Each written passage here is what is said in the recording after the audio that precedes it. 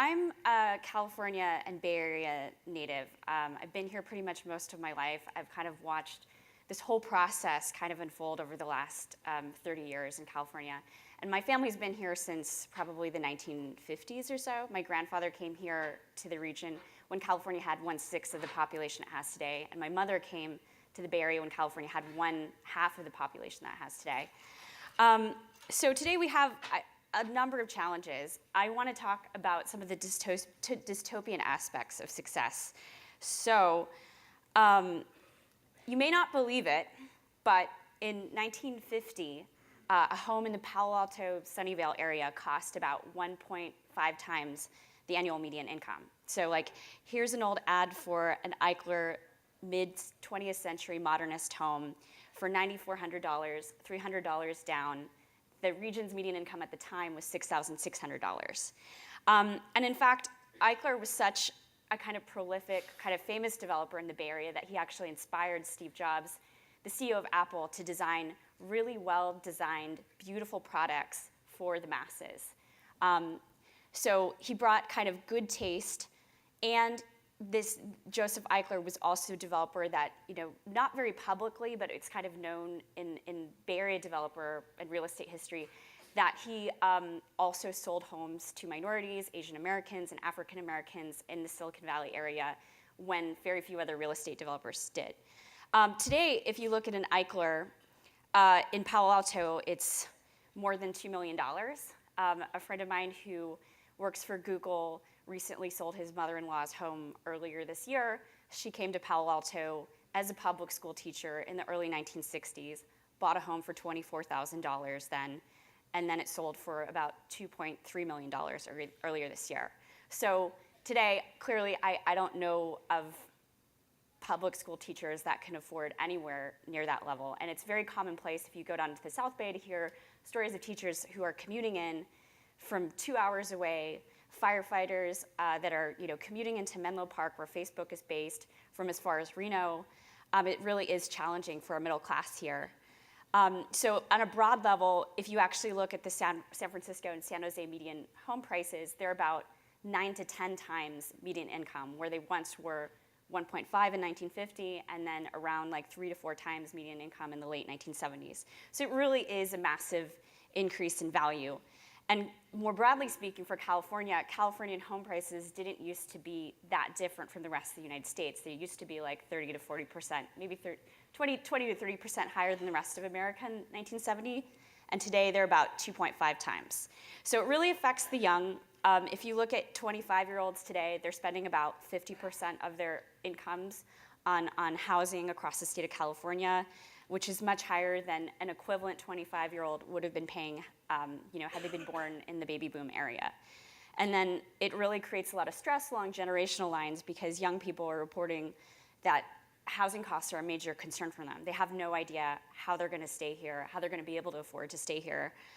And of course, it affects our middle and working class families. So this is like a chart that literally just came out this week that talks about the change in household incomes in the Bay Area over just the last year. And so you can see there's a decline in the number of families that are living in the region that are making between $15,000 and $75,000, and a huge increase in households that are making more than $150,000.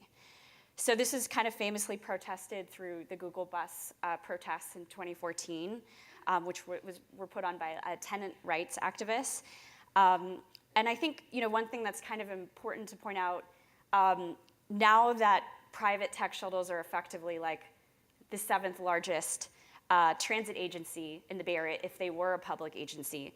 There's a very different mentality between the way that the industry likes to solve problems and the way that the Bay Area's political culture likes to solve problems. The tech industry is very interested in outcomes over process. It likes to devise its own kind of systems, and it likes to circumvent existing systems, whereas the political culture of the Bay Area is very deliberative, very incrementalist, and very much values the democratic process over necessarily what's the most efficient outcome.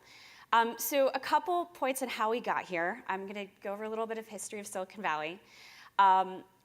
one is the emergence of this industry. Here's an old picture from the Homebrew Computer Club in the 1970s with Steve Jobs and Steve Wozniak. So this tiny little hobbyist club now has produced the world's most valuable company. And this is Apple's $5 billion AC2, Apple Campus 2 headquarters that's opening next year. The Silicon Valley has a long history. I think for a lot of broader kind of like an American broader like cultural coverage and discourse, it feels like this is a recent thing, and that's because a lot of these consumer products and consumer companies are younger. But if you actually look at the history of Silicon Valley, it goes back like 70, 80 years. Even back in the 1920s, we had a ham radio. We were a major ham radio enthusiast center in the 1950s. The dean of engineering at Stanford University figured out how to leverage military grants and military contracts to get funding to Stanford and to build it into a major R&D center. And that later became the basis of a lot of the private semiconductor companies that started to exist here in the 70s. So Silicon Valley was named Silicon Valley in 1971 by a trade newsletter. And we've gone through many cycles. We are a hugely kind of pro-cyclical area. The tech industry has a boom and bust kind of nature to it, just like the rest of the history of California.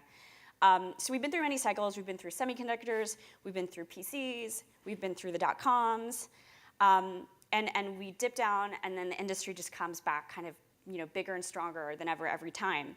And so today, through kind of an interesting quirk of kind of macroeconomic circumstance, because oil prices have declined so much in the last couple years, the tech industry now accounts for 5 of the 6 most valuable corporations by market capitalization today. And 3 of them are in the San Francisco Bay Area, and 2 of them are in Seattle.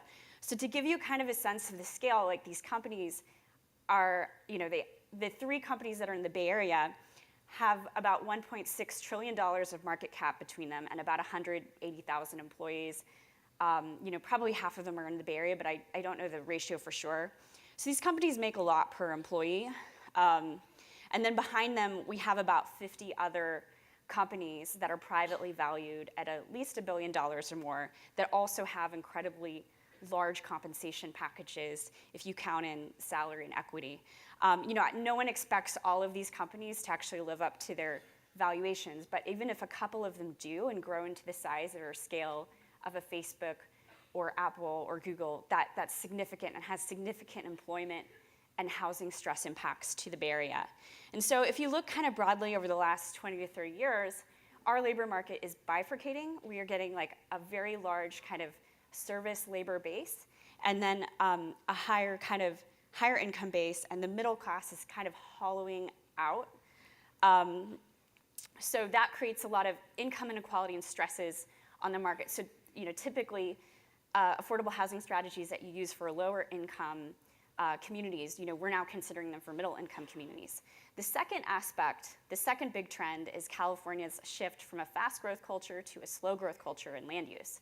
So this is a picture of Pat Brown and then Jerry Brown, 2 major governors of California. When Pat Brown was governor, California was adding about 500,000 people per year, or about a Californian a minute. But by the time his son came into power for the first time, we had the oil crisis, and we had to get used to different expectations around growth in the state. And so we entered a slow growth period where the state, really kind of added all kinds of growth controls in recognition of the downsides of this kind of industrial suburban model. And so today, 2 out of every 3 coastal Californian communities has some kind of explicit policy on its books limiting housing growth. And so in the face of all this job growth, we've actually cut massively down on housing production. And it takes all different kinds of forms. We have CEQA lawsuits. We have, housing production can be stalled through by ballot initiative, which is actually quite common. Like a couple years ago, Palo Alto had a senior affordable housing unit project that was killed by ballot. And it's also been embedded into our taxation structure. So as housing costs started spiraling upwards in the 1970s with stagflation, Californian voters responded by passing Prop 13, which limits property tax assessments based on when you bought your property. And that has completely altered the way that we finance public services and infrastructure in this state.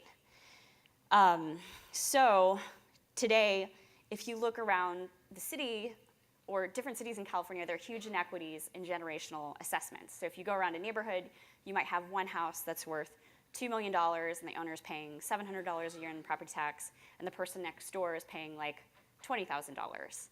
And that just complicates the way that cities pay for development and how they finance basic services.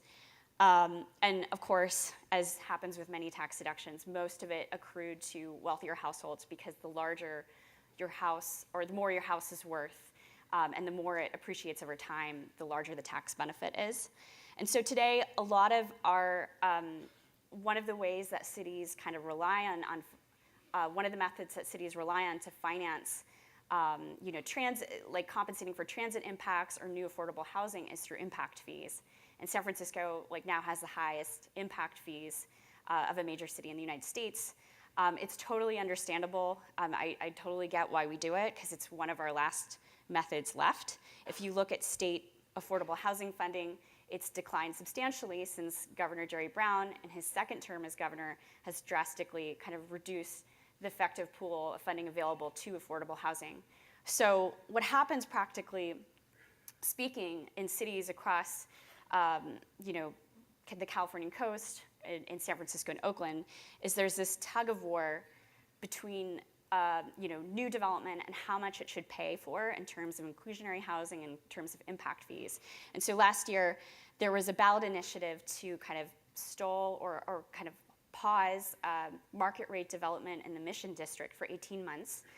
From an economic standpoint, it may not make sense in the middle of a boom to stall housing development, but as a political tactic, it was a very effective move for that particular district, because they were able to get the city of San Francisco to commit $50 million in affordable housing funding to that neighborhood, which is now being used to produce a 143-unit affordable project. So it's understandable why people do this, because it's the only way that they can get kind of funding to sustain or prevent, sustain communities or prevent displacement. But it's also small relative to the whole scale of the problem. Because if you look at the last cycle, we've produced about 500,000 jobs since 2011 and only 65,000 housing units. And that's why the Bay Area has gone through yet another real estate cycle where its housing prices have risen by about 2/3. And in the larger historical context, even though the pricing action looks crazy, it's actually not exceptional for the last 30 to 40 year history of the Bay Area. Every single upcycle, we've gone up by 2/3 to doubling in price, and then every down cycle, we've gone down by like 10 to 30%. And so, it is stressful from a media perspective, but the long-term kind of structural change, in my mind, seems very clear, and I think it poses a lot of difficult questions for this region, which is, what are we going to do for our service workers? What are we going to do for our middle class? And what are we going to do for all of our kind of teachers and firefighters and public servants? So those are the questions I'm raising. I'm going to throw it over to Carol to answer all of them.